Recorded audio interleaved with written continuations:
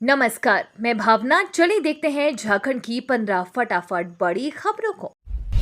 झारखंड के शिक्षकों के लिए बड़ी खुशखबरी, अपग्रेड वेतनमान का रास्ता साफ। झारखंड हाईकोर्ट के जस्टिस राजेश शंकर की अदालत ने उत्क्रमित वेतनमान को लेकर प्रारंभिक विद्यालय के शिक्षकों की ओर से दायर याचिकाओं पर फैसला सुनाया है। अदालत ने याचिकाकर्ताओं को छूट देते हुए कहा कि वो योजना सह वित्त विभाग तथा स्कूली शिक्षा व साक्षरता विभाग के सचिव के समक्ष अभ्यावेदन दाखिल करने की तारीख से 2 माह के अंदर तक उक्त दोनों सचिव उत्क्रमित वेतनमान के मामले में राज्य सरकार द्वारा जारी प्रासंगिक परिपत्र, अधिसूचना, कार्यालय आदेश आदि के अनुसार उचित निर्णय लेंगे। अदालत ने उक्त आदेश देते हुए सभी याचिकाओं को निष्पादित कर दिया। पूर्वी परिषद की अगली बैठक, झारखंड में केंद्र से मिली सहमति। पटना में पूर्वी क्षेत्रीय परिषद की बैठक हुई। इस बैठक की अध्यक्षता केंद्रीय गृह मंत्री अमित शाह ने किया, जिसमें पूर्व के राज्यों ओडिशा, झारखंड, बिहार और पश्चिम बंगाल के विकास पर खूब चर्चा हुई। इसमें राज्यों को प्रतिनिधि और नेता शामिल हुए। पटना में आयोजित इस कार्यक्रम की मेजबान नीतीश कुमार कर रहे थे। अब ऐसे में बताया जा रहा है कि अगला पूर्वी क्षेत्रीय परिषद बैठक झारखंड में होना तय हुआ है। गरीब कैदियों की वित्तीय मदद के लिए शुरू हुई गरीब कैदियों को सहायता योजना। केंद्रीय गृह राज्य मंत्री अजय कुमार मिश्रा ने लोकसभा में रांची के सांसद संजय सेठ को बताया कि गरीब कैदियों को वित्तीय सहायता प्रदान करने के उद्देश्य से भारत सरकार के गृह मंत्रालय ने गरीब कैदियों को सहायता नामक एक योजना तैयार की है। इस योजना का उद्देश्य ऐसे गरीब कैदियों को राहत प्रदान करना है जो जुर्माने की राशि भुगतान करने में असमर्थ है अथवा आर्थिक तंगी के कारण जमानत लेने में असमर्थ है। सीएम हेमंत सोरेन दुमका में बोले, केंद्र सरकार बकाया देती तो गैस सिलेंडर 500 में मिलता। दुमका की गादी कोरैया पंचायत के बड़ा ढाका मैदान में आयोजित आपकी योजना आपकी सरकार आपके द्वार कार्यक्रम में मुख्यमंत्री हेमंत सोरेन ने कहा कि केंद्र सरकार 1,36,000 करोड़ का बकाया दे देती तो गैस सिलेंडर 1200 का नहीं 500 में उपलब्ध कराता। पेंशन 1,000 नहीं 2,500 होती। कोई ऐसा घर नहीं जहां सरकार की योजना नहीं पहुंची है। ईडी के सामने पेश नहीं हुए मुख्यमंत्री हेमंत सोरेन। मुख्यमंत्री हेमंत सोरेन ईडी के सामने पेश नहीं हुए। वो दुमका के लिए रवाना हो गए। हालांकि कुछ देर के लिए ईडी के जोनल ऑफिस के बाहर में अचानक से गहमा गहमी बढ़ गई थी। सुरक्षा व्यवस्था बढ़ाई जा रही थी। जवानों को मुस्तैद किया गया। इसके साथ ही बैरिकेडिंग भी की गई, लेकिन मुख्यमंत्री पेश के लिए नहीं आए। लोकसभा से निष्कासित महुआ मोइत्रा को अब खाली करना पड़ेगा सरकारी आवास।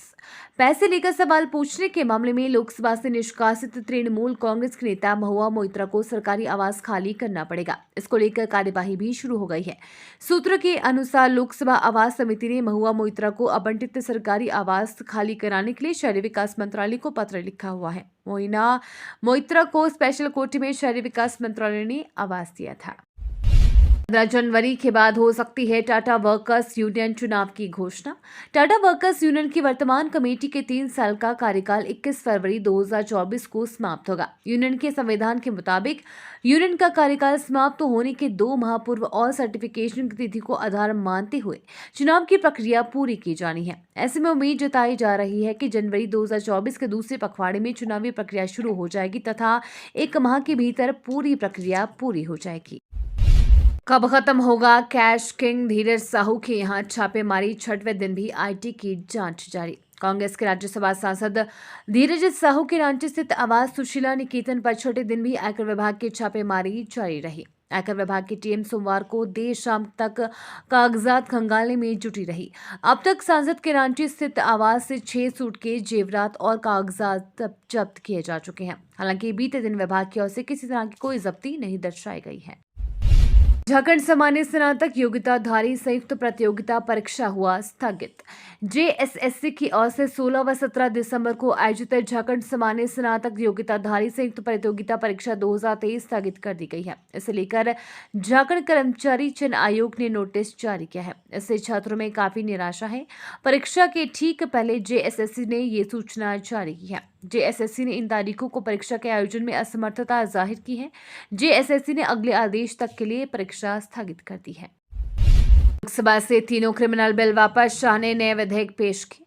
संसद के शीतकालीन सत्र के 7वें दिन गृह मंत्री अमित शाह ने तीनों क्रिमिनल बिल को वापस ले लिया। इनके जगह 3 नए क्रिमिनल बिल लोकसभा में पेश किए गए। शाह ने कहा कि संसदीय पैनल ने विधेयकों में सुधार की सिफारिश की थी। सरकार ने संशोधन लाने के बजाय बदलावों को शामिल करते हुए नए विधेयक लाने का फैसला किया। उधर राज्यसभा ने भी सीईसी की नियुक्तियों और सेवा शर्तों को विनियमित करने वाला विधेयक ध्वनिमत से पास किया। उत्तराखंड की शालिनी ने गाया पारंपरिक गीत जल्द होगा रिलीज। इन दिनों पारंपरिक गाने देखने और सुनने को कम मिलते हैं। हमारे जहन से भी ये गाने दूर होते जा रहे हैं, मगर आज भी कुछ लोग इसे जीवंत करने में कोई कसर नहीं छोड़ रहे हैं। पारंपरिक गाने जन्म से मृत्यु तक के, जिसे सुनने के बाद हृदय तक छू जाता है। आज हम आपको ऐसे ही पारंपरिक गीतों में अपनी पहचान बनाने की कोशिश कर रही महिला के बारे में बताने जा रही हैं, जिनका गाया हुआ नया पारंपरिक संगीत जल्द रिलीज होगा। झारखंड पुलिस का साइबर अपराधियों पर सर्जिकल स्ट्राइक, 33 दिन में 250 गिरफ्तार।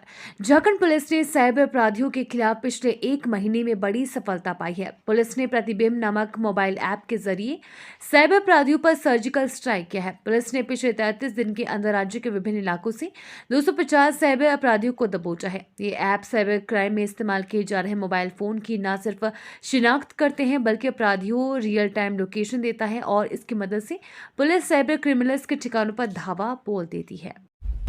धीरज साहू के ठिकानों से नोटों के अलावा 17 किलो सोने के जेवरात भी मिले। आयकर विभाग द्वारा सांसद धीरज साहू से जुड़े विभिन्न ठिकानों पर की गई छापेमारी में बड़ी मात्रा में नोटों के अलावा 17 किलोग्राम जेवरात भी मिले हैं। विभाग की टीम समूह के निदेशकों और अन्य लोगों का बयान दर्ज कर रही है। झारखंड में सिर्फ 49 रुपए से ऐसे बन रहे करोड़पति, रातों रात बदल रही तकदीर। झारखंड के गिरिडीह जिले के कुंदन कुमार मोदी और हजारीबाग जिले के सोनू कुमार की किस्मत बदल गई है। महज 49 रुपए से इनकी तकदीर बदल गई है। आप यकीन नहीं करेंगे, लेकिन ये सच है। पिछले दिनों इन्होंने 1 करोड़ रुपए जीत लिए थे और करोड़पति बनने का सपना साकार हुआ था। इन्हें बधाई देने वालों का तांता लग गया था। ड्रीम 11 से इनका करोड़पति बनने का सपना सच हुआ। हालांकि खुशियों के बीच इन्होंने नसीहत भी दी कि इसे सोच समझ कर ही खेलना चाहिए। मोदी लहर में भी झामुमो ने जीती राजमहल सीट, विजय हांसदा ने लहराया परचम। झारखंड के संताल परगना में लोकसभा की 3 सीटें हैं, राजमहल, दुमका और गौडा। वर्ष 2014 और वर्ष 2019 में जब पूरे देश में नरेंद्र मोदी की लहर चल रही थी, तब भी झारखंड की जिन सीटों पर भारतीय जनता पार्टी को जीत नहीं मिली, उसमें एक सीट है राजमहल। राजमहल लोकसभा सीट पर झारखंड मुक्ति मोर्चा के युवा नेता विजय हांसदा लगातार 2 बार विजय पताका लहरा रही हैं। संताल परगना के दुमका और राजमहल लोकसभा सीट पर वर्ष 2019 में सबसे ज्यादा लोगों ने अपने मताधिकार का इस्तेमाल किया था। ये तो थी आज की बड़ी खबरें। अपने गांव या शहर की न्यूज देखने के लिए हमें कमेंट में जरूर बताएं कि आप न्यूज को कहां से देख रहे हैं।